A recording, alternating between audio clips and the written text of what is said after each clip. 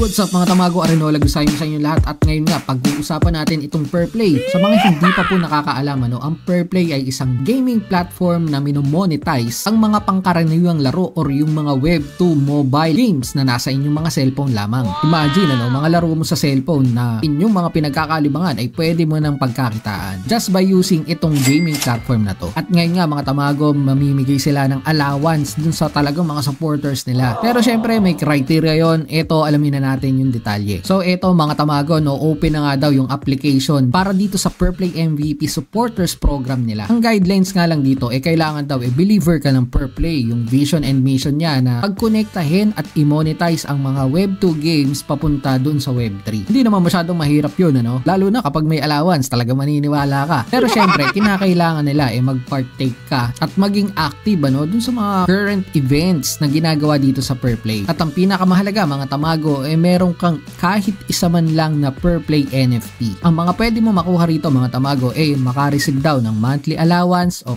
2,000 per tokens. So nagkakahalaga ito ng mga nasa 150 plus din, kung di ako nagkakamali mga 174. At syempre kung meron kang community mga tamago, makaka-receive ka rin daw ng token sponsorship para may pag-giveaway ka sa sarili mong community. So bagay na bagay yan dito sa ating barangay tamago. At ito pa nga, get to know super insider intel, yung mga kaganapan na sa loob pa lang pinag-uusapan, ikaw ang isa sa mga unang makakaalam nito na pwede mo rin naman syempre i-discuss at i-share sa inyong community. At syempre pinakahuli ito, you get an MVP role, most valuable per player, and become a freaking cool per player. So sa Discord to malamang magkakaroon ka ng role dyan, and who knows, baka madagdagan pa yung mga perks and benefits nitong MVP sa mga susunod na panahon, lalo na kapag gumanda at lumaki, naging successful itong project na to. Ito mga tamago, how to apply as Perplay MVP. Ilalagay ko rin yung form dyan sa ilalim. I-fill out nyo lang yun. Napaka basic lang naman ang mga tanong, and mag-send kayo ng DM kay Maymay ng Perplay via Telegram. Yan, message na si Mimin. Begin your challenge, tell the world about Perplay. So napakadali lang nito mga tamago. You can write articles or posts. Pwede ka rin gumawa ng videos or mag-livestream ka. You can invite your friends or talk about Perplay on social media, Web3 communities. So basic na basic lang po ito sa mga content creators.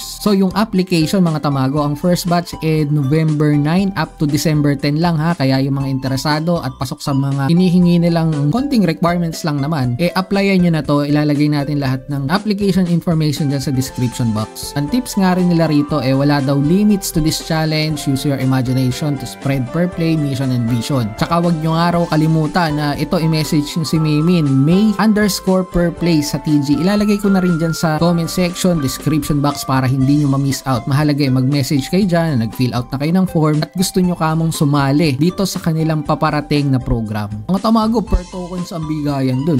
Allowance din yun. Tapos lagi rin naman kayong nagpo-content or nagpo-post about Perplay. Maganda. Makipag-coordinate din kayo dito mismo sa mga admins, moderators, and team mismo ng Perplay. Pero syempre, palagay ko hindi naman agad-agad makakapasa rito. Syempre, kailangan pakita mo na talagang nag-effort ka, ano bang ginawa mo para dun sa community at talaga bang supporters ka nitong project na to. Well, sabi ko nga mga tamago, ako kahit hindi bayad, nagbo-content tayo regarding dito sa Perplay. Mas nakikita ko kasi talaga yung advocacy nila na gusto nilang gawin na ma-monetize yung mga games na talagang lagi lang natin nilalaro na nasa web 2 pa rin hanggang ngayon. Pero since may mga ganitong pa-allowance di sasali tayo dyan. Anyari sa inyo? Well, yun lang naman sa episode na to mga tamago. Ingat kayo. Tamago out. Yung guild na hanap mo ang numero 1 barangay tamago. Tayo